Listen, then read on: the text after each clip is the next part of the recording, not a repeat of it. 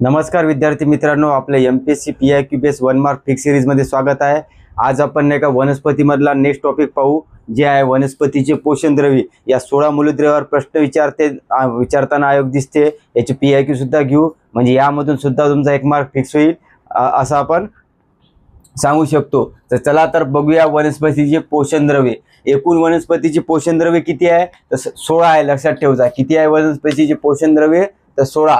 आणि हे कोण सांगितले होते वनस्पतीचे पोषण द्रव्ये? तर अर्नॉन आणि स्टाउट या व्यक्तीने सांगितले होते। हे लक्षात ठेवा, याच्यावर प्रश्न आला नाही, परंतु लक्षात ठेवा अर्नॉन व स्टाउटच्या मते किती वनस्पतीचे पोषण द्रव्ये आहेत? तर 16 वर आलेला आहे। आणि हे जे विभाजन केलं याच्यावर प्रश्न आहे। तर लक्षात ठेवा पायाभूत पोषण द्रव्य कोणतं आहे वनस्पतीचं? तर हे लक्षात ठेवा ऑक्सिजन, कार्बन आणि हायड्रोजन। ऑक्सिजनला आपण संज्ञा O, कार्बनची C आणि हायड्रोजनची H हे लक्षात ठेवा। आणि याला आपण पायाभूत घटक असे म्हणतो, इंग्लिश मध्ये बेसिक। लक्षात ठेवा, इम्पॉर्टंट आहे। आणि हे काय करते? पायाभूत असल्यामुळे शरीराची बांधणीसाठी उपयुक्त असते, कारण की बांधणीसाठी पाया महत्त्वाचा असते ना, म्हणून पायाभूत घटक याला इंग्लिश मध्ये लक्षात ठेवा शरीर बांधणीसाठी म्हणजे फ्रेमवर्क एलिमेंट विचारलं जाते तुम्हाला परीक्षेमध्ये, हे लक्षात ठेवा। आणि हे 3 घटक काय त्यात असते लक्षात ठेवा। आणखी ग्लुकोज जे म्हणतो ना आपण, ग्लुकोज पित असतो ना आपण एनर्जीसाठी, त्यामध्ये असते 3 घटक। याच्या प्रमाणावर प्रश्न आहे, लक्षात ठेवा। ऑक्सिजन जे ग्लुकोज मध्ये असते ना, ते 56 पॉइंट काहीतरी टक्के आहे, लक्षात ठेवा 56% असते।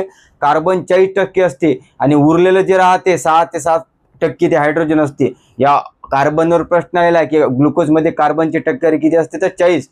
ऑक्सिजनची लक्षात ठेवा 56%। त्यानंतर लक्षात ठेवा हे जे प्राथमिक जे आहे पोषण द्रव्य कोणतं आहे? ते आहे NPK। लक्षात ठेवा इथे लिहून आहे NPK, म्हणजे N वरून नायट्रोजन, P वरून फॉस्फरस आणि K वरून पोटॅशियम। हे संज्ञा सुद्धा लक्षात ठेवा, हे प्राथमिक आहे। कारण कृषी नाही का, कृषी जे घटक आहे राज्यसेवेला तिथं असं दिलेलं आहे की प्राथमिक पोषण द्रव्य कोणते आणि दुय्यम कोणते ते पाहू आपण। परंतु तुम्ही फक्त लक्षात ठेवा NPK, यालाच आपण मोठ्या प्रमाणात लागणारे सुद्धा म्हणतो, ते तुम्हाला क्लिअर होईनच। त्यानंतर लक्षात ठेवा सूक्ष्म पोषण द्रव्य कोणती आहे, ज्याला आपण इंग्लिश मध्ये मायक्रो म्हणतो, म्हणजे कमी प्रमाणात लागते आपल्याला, म्हणजे वनस्पतीला। लक्षात ठेवा लोह, जस्त, तांबे, क्लोरीन, बोरॉन, मॅग्नीज आणि मॉलिब्डिनम हे लक्षात ठेवा। याची संज्ञा आहे लोहची Fe, जस्तची Zn, तांबेची Cu ज्याला आपण कॉपर म्हणतो, क्लोरीनची Cl, बोरॉनची B, मॅग्नीज लक्षात ठेवा। मॅग्नीज आणि मॅग्नेशियम मध्ये कन्फ्युजन नको होऊ, Mn आणि मॉलिब्डिनम Mo आहे, लक्षात ठेवा। जे आपल्याला वनस्पतीला जे जास्त प्रमाणात पोषण द्रव्य लागते त्याला म्हणतो आपण स्थूल किंवा मॅक्रो। लक्षात ठेवा E लागते इथे A, हे लक्षात ठेवा। त्यानंतर किती आहे? एकूण ते 6 आहे। NPK जे आपण इथं म्हटलं ना, नायट्रोजन, फॉस्फरस आणि पोटॅशियम, NPK निघते कॅल्शियम, मॅग्नेशियम आणि सल्फर, असं लक्षात ठेवा। हे 6 पाठ करा। त्यानंतर तुम्ही नाही का हे पायाभूत, म्हणजे हे जे बेसिक आहे पायाभूत, हे लक्षात ठेवा। बाकी उरलेले नाही का सूक्ष्म मध्ये टाकून द्यायचे, म्हणजे तुम्हाला जर पाठ राहिलं स्थूल म्हणजे मोठ्या प्रमाणात वाले आणि हे पायाभूत, तर तुम्ही डायरेक्ट नाही का सूक्ष्म निघून जाते, म्हणजे हे सूक्ष्म पाठ करायची गरज पडत नाही। परंतु अट काय? पाठ पाहिजे किती? NPK, नायट्रोजन, फॉस्फरस आणि पोटॅशियम। त्यानंतर लक्षात ठेवा कॅल्शियम, मॅग्नेशियम, सल्फर हे जे मोठ्या प्रमाणात लागते ना, यामध्ये NPK ला आपण प्राथमिक म्हणतो, हे अत्यावश्यक असते। त्यानंतर दुय्यम कोणाला म्हणतो? ते कॅल्शियम, मॅग्नेशियम, सल्फर। प्रश्न कसाही आला तरी तुमचा सॉल्व्ह झाला पाहिजे। एकूण आपण 16 मूलद्रव्ये पाहिली आहे, हे तुमच्या लक्षात आलं असेल। आणि याच्यावरचे ज्यावेळेस आपण प्रश्न पाहू तेव्हा क्लिअर होईल तुमचं। त्यानंतर बघा आपल्याला नाही का अकार्पस, अकार्यक्षम हे व्याख्या विचारली होती आपल्याला ग्रुप C मध्ये, प्री मध्ये। तर लक्षात ठेवा अकार्पस म्हणजे काय? फळ उत्पन्न न करणाऱ्या झाडाला आपण म्हणतो, जे फळ उत्पन्न करत नाही त्याला आपण अकार्यक्षम म्हणतो किंवा अकार्पस म्हणतो, लक्षात ठेवा। त्यानंतर पर्यामध्ये होतं ॲपोकार्पस। ॲपोकार्पस म्हणजे काय? यामध्ये एकापेक्षा जास्त स्त्री केशर असते, म्हणजे ज्याला आपण कार्पेल म्हणतो ना, ते असते। आणि ते मुक्त अवस्थेत असते, लक्षात ठेवा, म्हणजे फ्री असते। त्याचं उदाहरण आहे लोटस आणि रोज, म्हणजे गुलाब, लोटस फुल असते ना ते हे लक्षात ठेवा। हे व्याख्या लक्षात ठेवा फक्त। त्यानंतर आपल्याला पर्यामध्ये होतं पार्थिओकार्पस। पार्थिओकार्पस म्हणजे काय? जे त्यामध्ये बी तयार होत नाही, परंतु डायरेक्ट फळ तयार होते, म्हणजे बी तयार होत नाही, फळ तयार होते, ते कोणतं आहे? पार्थिकार्पस। याच्यावर प्रश्न विचारू शकते आयोग, लक्षात ठेवा। हे नंतर क्वेश्चनला क्लिअर होईल। त्यानंतर लक्षात ठेवा अति पाण्यात नाही का वनस्पती मृत पावतात, म्हणजे काय? वनस्पतीमध्ये जर जास्त पाणी झालं तर ते मृत्यू पावते, कारण त्यामध्ये ऑक्सिजनचा अभाव असते, कारण की ऑक्सिजन मिळत नाही, हे लक्षात ठेवा। त्यानंतर याच्यावर प्रश्न आलेला आहे, बेनोमिलचा वापर कशासाठी होतो? तर लक्षात ठेवायचा अँटी फंगल म्हणजे बुरशीरोधक आहे, याच्यावर सुद्धा प्रश्न आहे.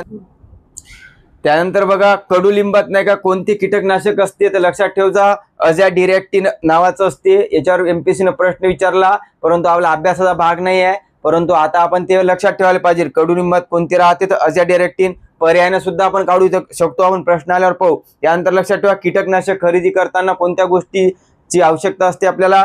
तर एक तर योग्य निवड करतो आपण कीटकनाशक घेताना. त्यानंतर त्याची कार्यक्षमता पाहतो. मात्रा तर बघतोच आपण, किती द्यायचं किती नाही हे तर माहित आहे, पण रंग पाहत असतो का? नाही. हे लॉजिकली होते, याचा काही अभ्यास वाढवायचा नाही आहे, तुम्हाला प्रश्नाला कळते. रंगाचा विचार करत नाही आपण. त्यानंतर बघा, कॅरोटीन जे आहे, कॅरोटीन हे कशापासून मिळवले जाते? लक्षात ठेवा, गाजर. स्टेट बोर्डचा आणि पीआयक्यू सुद्धा आलेला आहे गाजर पासून. टोमॅटो लाल रंगाचे असते ना, ते कशा पडून आहे? तर लायकोपिनमुळे टोमॅटोचा रंग लाल होतो. लक्षात ठेवा, लायकोपिन. त्यानंतर बघा, वनस्पती वर्गीकरणानुसार गुणसूत्राचे गुणधर्म महत्वाचे असते. म्हणजे आपण ज्यावेळेस वनस्पतीवर गुणसूत्राचा विचार करत असतो तर कोणते गुणधर्म आवश्यक असते? हे पीआयक्यू आहे. लक्षात ठेवा, गुणसूत्राची संख्या, गुणसूत्राचा आकार, गुणसूत्राचे बाह्यरूप आणि गुणसूत्राचे विचलन इतके घटक विचारत करतो आपण. हे लक्षात ठेवा, बाह्यरूप बी सुद्धा लक्षात घेतलं जाते यामध्ये. त्यानंतर लक्षात ठेवा, वनस्पतीत कोणते कॅटायन नाही का सर्वात जास्त असते? तर पोटॅशियम असते सर्वात जास्त वनस्पतीमध्ये, त्याला आपण के प्लस म्हणतो. पीआयक्यू आहे, तुम्हाला दाखवतो नंतर. अमरवेल वनस्पती हे खोडावर वाढणारी परजीवी आहे. लक्षात ठेवा, कशावर वाढते? पॅरासाइट आहे, म्हणजे खोडावर वाढते. म्हणजे स्वयंपोषी आहे का? नाही आहे, हे परपोषी आहे, कारण की दुसऱ्यावर जगते, म्हणून अमरवेल. लक्षात. कीटक बक्षीवर प्रश्न आलेला आहे, कीटक बक्षी वनस्पती कोणती आहे? ड्रॉसेरा किंवा घटपर्णी, त्यालाच आपण व्हीनस फ्लाय ट्रॅप असे म्हणतो. हे लक्षात ठेवा. त्यानंतर औषधासाठी वनस्पतीचा कोणता भाग वापरला जाते जास्त प्रमाणात? मूळ. मूळ मूळ लक्षात ठेवा, याच्यावर प्रश्न आलेला आहे. इसबगोल जे आहे ते पोटाच्या विकारावर वापरले जाते. हे कशापासून मिळते? तर प्लॅन्टोगो ओएटा. लक्षात ठेवा, याच्यावर प्रश्न आलेला आहे. प्लॅन्टोगो ओएटा. हायड्रोफाइट्स जे असते वनस्पती, हायड्रो म्हणजे काय? पाणी. मग पाण्यात जे वनस्पती वाढतात त्याला हायड्रोफाइट्स म्हणतात. जसं आपण इकडे पाहिलं होतं ना, कार्पस कार्पस, तसा विचारू शकते. पीआयक्यू आहे. त्यानंतर वनस्पती पेशीत कोणते प्रथिन असते? कुठे प्रथिन तयार होते? तर रायबोझोम्स मध्ये. लक्षात ठेवा. त्यानंतर बघा, हे डार्क रिॲक्शन संबंधी आहे, म्हणजे अप्रकाशी, म्हणजे प्रकाश संश्लेषण करत नाही, म्हणजे प्रकाशामध्ये, त्याला आपण डार्क रिॲक्शन म्हणतो. थोडीच माहिती आहे, परंतु प्रश्न बरेच याच्यात. लक्षात ठेवा, C3 मध्ये नाही का भुईमुग, सूर्यफूल, कापूस, तंबाखू, सोयाबीन येते. हे नगदी पिके येते शॉर्ट मध्ये. लक्षात ठेवा, तांदूळ, गहू, बीट येते. लक्षात ठेवा याच्यात. बटाटा, टोमॅटो, वांगे, भाजीपाला संबंधी गोष्टी येते. फक्त C3 मध्ये इतक्या येते. आपण काय लक्षात ठेवायचं? C4 लक्षात ठेवायचं फक्त पाठ. ऊस, मक्का, ज्वारी, बाजरी. ऊस, मक्का, ज्वारी, बाजरी पाठ करायचं, बाकी C3 मध्ये टाकायचं. हे लक्षात ठेवायचं, प्रश्नाला क्लिअर होईल. C3 लाच आपण केल्विन सायकल असे म्हणतो. हे डार्क रिॲक्शन संबंधी आहे. त्यानंतर लक्षात ठेवा, धोत्र्याचे परागकण कसे असते? तर गोलाकार असते. लक्षात ठेवा, धोत्रा गोल असते ना, म्हणून लक्षात ठेवा. तंबाखू मध्ये कोणता विषारी घटक असते? तर निकोटीन. त्यानंतर फुलामधील आवश्यक मंडळ कोणतं? पुमंग आणि जायांग. हे लक्षात ठेवायचं. हे पुमंग म्हणजे पुरुष मध्ये असते, स्त्री मध्ये असते. हे तुम्ही पाहून घ्या. त्यानंतर लक्षात ठेवा, प्रकाश संश्लेषण ज्यावेळेस करत असतो आपण, तेव्हा सौर ऊर्जेचे रूपांतर कायच्यात होते? तर रासायनिक ऊर्जेत होते. लक्षात ठेवा, हे प्रश्न आलेला आहे, रासायनिक ऊर्जेत होते. त्यानंतर प्रकाश संश्लेषण हिरव्या गोष्टीत होत असते, ज्याला आपण क्लोरोप्लास्ट किंवा क्लोरोफिल म्हणतो ना, तर ते पाण्यामध्ये होते, काही प्रमाणात फुल्यात होते आणि काही प्रमाणात खोडात मध्ये सुद्धा होते. लक्षात ठेवा. वनस्पती नाही का अन्न तयार करत असताना कोणत्या घटकाचा वापर करते? तर CO2 करते. जसं आपण कार्बन डायऑक्साईड म्हणजे ऑक्सिजन आत घेतो, कार्बन डायऑक्साईड सोडतो, परंतु वनस्पती कार्बन डायऑक्साईड आत घेते आणि ऑक्सिजन सोडते. लक्षात ठेवा, उलट आहे आपल्या. त्यानंतर प्रकाश संश्लेषणात जे ऑक्सिजन तयार होते ना, ते कशापासून मिळत असते? तर पाण्यापासून. याच्यावर एमपीसी मेन्सला परंतु मी घेतला नाही. फक्त लक्षात ठेवायचं, ऑक्सिजन कशापासून मिळते? तर पाण्यापासून. अशा प्रकारे आपण याच्यावरचे प्रश्न पाहिले आहे आणि आता आपण याची पीआयक्यू पाहू. चला तर आता आपण प्रश्न पाहू. पहिला प्रश्न बघा, ASO प्री 2024 ला आलेला आहे. वनस्पतीच्या योग्य वाढीसाठी एकूण किती अन्नद्रव्याची आवश्यकता असते? तर किती असते? 16. लक्षात ठेवा. त्यानंतरचा क्वेश्चन बघा, प्रकाश संश्लेषण क्रिया हिरव्या वनस्पतीमधील कोणत्या भागात होत असते? लक्षात ठेवा, प्रकाश संश्लेषणात नाही का पाने, फुले आणि काही प्रमाणात खोडात होते. ऑप्शन मध्ये पाने, हिरवी खोडे, थोड्या प्रमाणात फुलामध्ये, म्हणजे सर्वच बरोबर आहे. हे लक्षात ठेवा. हे PSI प्री 2013चा प्रश्न आहे. त्यानंतर लक्षात ठेवा, PSI प्री 2011चा आलेला आहे. प्रकाश संश्लेषण क्रियेत हरित वनस्पती सौर ऊर्जेचे रूपांतर कशात करते? तर प्रकाश संश्लेषणात काय करतो आपण? सौर ऊर्जेचे रूपांतर रासायनिक ऊर्जेत, लक्षात ठेव जा. याचं उत्तर 2 राहील. त्यानंतरचा नेक्स्ट क्वेश्चन, फुलामधील नाही का आवश्यक मंडळ कोणती आहे? तर फुलामधील आवश्यक मंडळ कोणती आहे? पुमंग आणि जायांग. हे पुरुषामध्ये असते, स्त्रियामध्ये असते त्यांच्यात. लक्षात ठेवजा. याचे 4 भाग आहे, पाहून घे जा. निदलपुंज, दलपुंज आहे, तुम्ही पाहिले पाहिजे ते. त्यानंतर बघा नेक्स्ट क्वेश्चन बघा, याचा उपयोग नाही का बुरशीरोधक म्हणजे अँटी फंगल म्हणून केला जाते. बेनोमिलचा वापर अँटी फंगल म्हणून केला जाते. हे PSI प्री 2014चा प्रश्न आहे. त्यानंतर बघा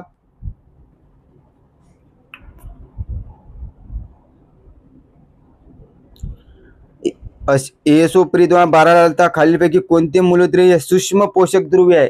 सूक्ष्म म्हणजे हे वाले. आपण काय करायचं, सूक्ष्म पाठ करायचेच नाही, आपण काय करायचे, मोठे प्रमाणात करायचे आणि पायाभूत करायचं बस. लक्षात घ्या. सूक्ष्म कोणतं आहे बघा, फॉस्फरस आहे का याच्यात? बघा कोणते सूक्ष्म विचारलं आपल्याला, फॉस्फरस येणार का? नाही येणार. त्यानंतर बघा सल्फर. सल्फर म्हणजे ज्याला आपण गंधक म्हणतो, इथे लक्षात ठेव जा. सल्फरलेस गंधक म्हणतो, इंग्लिशमध्ये सल्फर म्हणतो. नत्र ज्याला आपण नायट्रोजन म्हणतो, लक्षात ठेव जा. नत्रला नाव लिहून टाक जा. नत्र म्हणजे नायट्रोजन, सल्फर म्हणजे गंधक, आणि आपण पलाश म्हणतो ना, पलाश, त्याला आपण पोटॅशियम म्हणतो. हे लक्षात ठेव जा, हे नाव येते. म्हणून याच्यात उत्तर काय राहील? जस्त. हे सूक्ष्म आहे. बाकी आपण मोठ्या प्रमाणात एलिमिनेशन करायचे, म्हणजे आपण हे 6 पाठ करायचे आणि हे 3 याला बिन आपण मोठ्या प्रमाणातच म्हणतो. परंतु जर पायाभूत विचारलं तर हे लिहायचं, मोठ्या प्रमाणात हे करायचं आणि बाकी एलिमिनेशन करायचं, लक्षात ठेव जा. त्यानंतर नेक्स्ट क्वेश्चन बघा, कोणत्या वनस्पतीमध्ये नाही का C4 प्रकारचे प्रकाश संश्लेषण होते? तर तुम्हाला मी म्हटलं होतं C4 मध्ये 4च घटक पाठ करायचे, ऊस, मक्का, ज्वारी, बाजरी. बाकी सर्व C3 मध्ये टाकायचे. मग याचं उत्तर काय राहील बघा, ऊस, C4. कारण की जे भुईमुग, सूर्यफूल, बटाटा जे आहे ते C3 मध्ये येते. याच्यावर बरेच प्रश्न आहे, मी एकच क्वेश्चन घेतलेला आहे. बाकी तुम्ही स्वस्ताने मेन्सला लिहिला, राज्यशील आहे. त्यानंतर बघा, तंबाखू मधील धोकादायक रसायन कोणतं आहे? लक्षात ठेवजा, निकोटीन आहे. सोपा आहे परंतु घेतला मी. धोत्र्याचे परागकण कसे असतात? तर गोलाकार असतात. हे आलता MES म्हणजे MPSC ची नाही, विद्युत वाली नाही का एक्झाम होत असते, इलेक्ट्रिफिशियन सर्व्हिस, त्यामध्ये आलेला आहे. त्यानंतर बघा, छोटे छोटे होते म्हणून घेतले मी ते.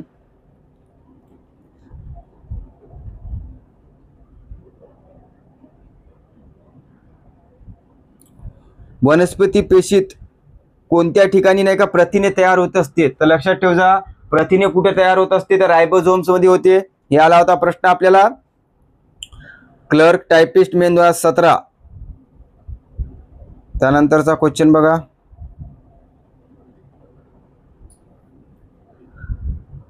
हायड्रोफाइट्स हे कोणत्या वनस्पती आहे? तर हायड्रोफाइट जे असते पाण्यात वाढणाऱ्या वनस्पतीला आपण हायड्रोफाइट्स असे म्हणतो. त्यानंतर बघा,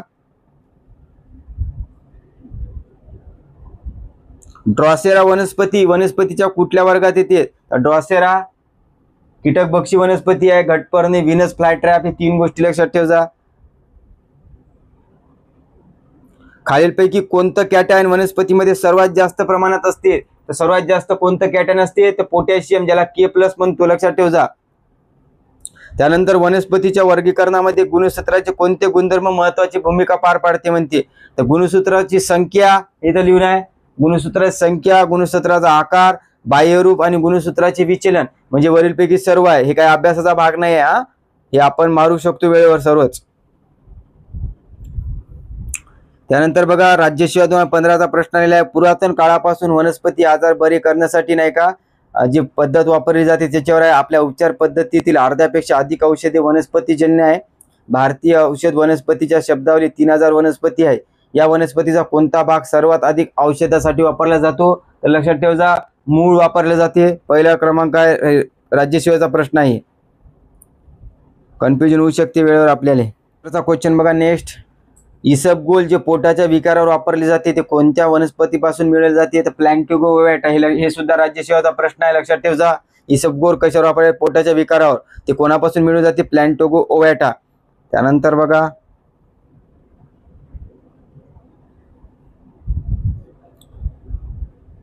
कॅरोटीन कशापासून काढतात? तर लक्षात ठेव जा, कॅरोटीन गाजरपासून काढले जाते. त्यानंतर बघा, कडुनिंबामध्ये नाही का कोणते कीटकनाशक असते?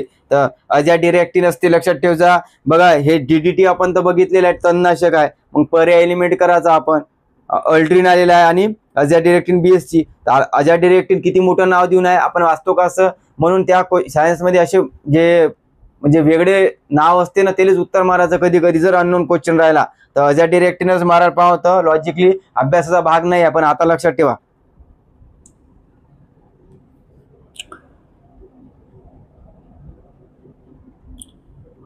त्यानंतरचा क्वेश्चन बघा, अति पाण्यामुळे वनस्पती मृत पावतात, कारण त्यामध्ये नाही का ऑक्सिजनचा काय असते, अभाव असते. म्हणून हे ग्रुप C 2023चा आहे प्रीचा, आणि राज्यसेवा 2023ला सुद्धा आलेला आहे, मेन्सला आहे, तिथूनच रिपीट झालता आहे. तर बघून घ्या तुम्ही, राज्यसेवा मेन 2023चा GS1.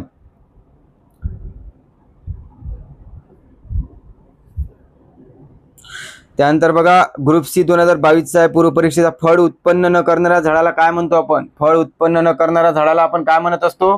तर लक्षात ठेवा, अकार्पस, फळ उत्पन्न न करणाऱ्या झाडाला. आता याचं उत्तर कसं मारत होतो आपण वेळेवर बघा. आपल्याला एकच उत्तर राहणार आहे, कारण की 2-2 असणार आहे का नाही, म्हणून सेकंड आणि थर्ड ऑप्शन. तर हे बघा पुन्हा घेऊ आपण. नेक्स्ट क्वेश्चन बघा, फळ उत्पन्न न करणाऱ्या झाडाला काय म्हणतो आपण? तर अकार्पस. लक्षात ठेवा, हे ग्रुप C 2022चा आहे. परंतु आता आपण हे कसं एलिमिनेट करू शकत होतो बघा. फळ उत्पन्न न करणाऱ्या झाडाला एकच असेल ना उत्तर, त्यामुळे सेकंड आणि थर्ड कटून जाईल, कारण की तिथे 2-2 ऑप्शन दिलेले आहे. म्हणजे आपलं अ किंवा ड उत्तर पाहिजे. तर अकार्पस, त्यानंतर पार्थिनोकार्पस आणि अपोकार्पस या 2 पैकी तुम्ही लिहायला पाहिजे. म्हणजे अकार्पस किंवा म्हणजे तुम्ही 50 आलेले आहे, नुसते पर्यायानुसार पाहिल्यावर बी ना हे लक्षात आलं पाहिजे. आणि हे चुकलं असेल तर काही हरकत नाही, आपण आता सांगितलेलं आहे. अकार्पस, अपोकार्पस आणि पार्थिनोकार्पसचा फरक सांगितला आहे, ते बघून घे जा. आता वनस्पती वाढीसाठी अत्यावश्यक भूमिका प्रदान करणारी अन्नद्रव्ये कोणती आहे? तर अत्यावश्यक म्हणजे काय? महत्वाचं कोणतं आहे आपल्याला? हे स्थूल, हे इथं लिहून आहे अत्यावश्यक. हे 6 जे आहे महत्वाचे असतात, म्हणजे जास्त प्रमाणात असते, हे कमी प्रमाणात असते, लक्षात ठेवा. म्हणून इथं काय मारायला पाहिजे आपण? नत्र, ज्याला काय म्हणतो आपण? नायट्रोजन. लक्षात ठेवा, NPK मध्ये आणि N त्याला नत्र म्हणतो, नायट्रोजन लक्षात ठेवा. बाकी बोरॉन, तांबे आणि मोलिब्डिनम हे जे आहे सूक्ष्म आहे, म्हणजे याच्यावरच प्रश्न निघते तुमचे बरेच. त्यानंतर लक्षात घ्या, खालीलपैकी नाही का मॅक्रो न्यूट्रिएंट कोणता आहे? म्हणजे मॅक्रो आणि मायक्रो मध्ये लक्षात ठेवा. मायक्रो म्हणजे लहान, मॅक्रो मध्ये म्हणजे मोठ्या प्रमाणात. त्याचं उत्तर काय राहील माहिती आहे का? मॅग्नेशियम, लक्षात ठेवा. बाकी मॉलिब्डिनम, बोरॉन, झिंक हे इथं आहे सूक्ष्म. इंग्लिश मध्ये मायक्रो म्हटलं का मॅक्रो हे लक्षात ठेवा थोडं.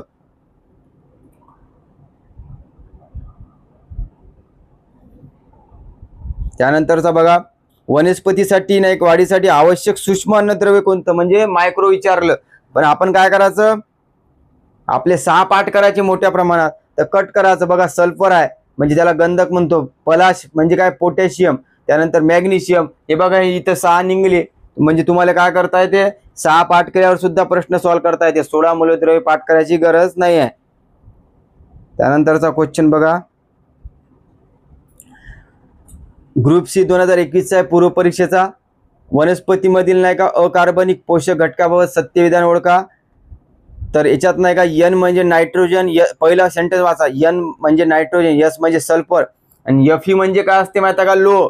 आयोगाने Fe सुद्धा नाही का याच्यात बरोबर दिलेला आहे. इंग्लिश मध्ये मॅक्रोन्यूट्रिएंट्स मध्ये ते 2 बरोबर आहे, पण पर्याय तसा नव्हता, लक्षात घ्या.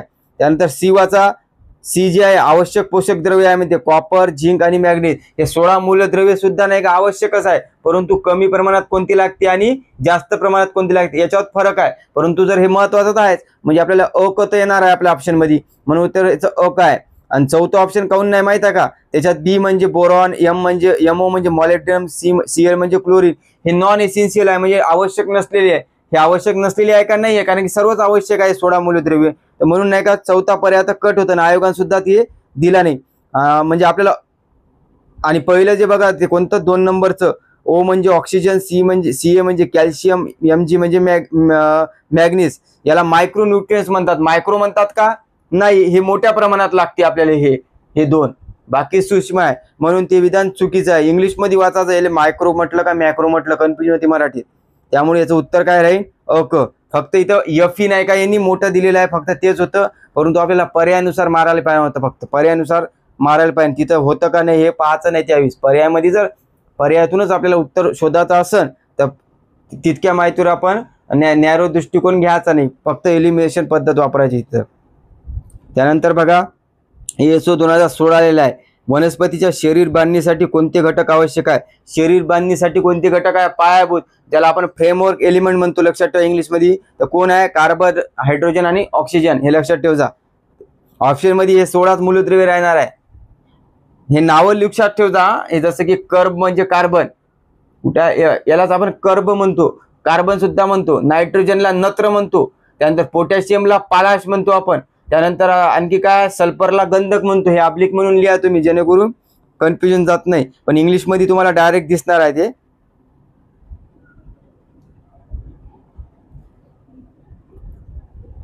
त्यानंतर लक्षात घ्या, क्लर्कमॅन 2023 चा प्रश्न आहे. प्रश्न वाचून घ्या. फक्त तिथं सांगतो मी शेवटी काय म्हटलेलं आहे, सूक्ष्म पोषक घटकाचा संच नाही. म्हणजे इथं काय विचारलं आपल्याला, सूक्ष्म घटक कोणता नाही. म्हणजे आपल्याला इथं एलिमेंट काय करायचं आहे, मोठ्या प्रमाणात उत्तर राहील आपलं. लक्षात ठेवा, पहिलं बोरॉन, झिंक, मॅग्नीज हे सूक्ष्म आहे. तांबे, मॉलिब्डेनम, क्लोरीन ते सुद्धा सूक्ष्म आहे. 3 नंबर बघा NPK दिलेला आहे, नायट्रोजन, फॉस्फरस आणि पोटॅशियम हे असणार का? हे मोठ्या, हे उत्तर आहे. कोबाल्ट, निकेल आणि लोह बाकीचं आपण लिहिलं नाही तरी चालते, फक्त इतक्या याच्यावर आपण प्रश्न सॉल्व्ह करू शकतो. लक्षात ठेवा, याचं उत्तर राहील 3 नंबर.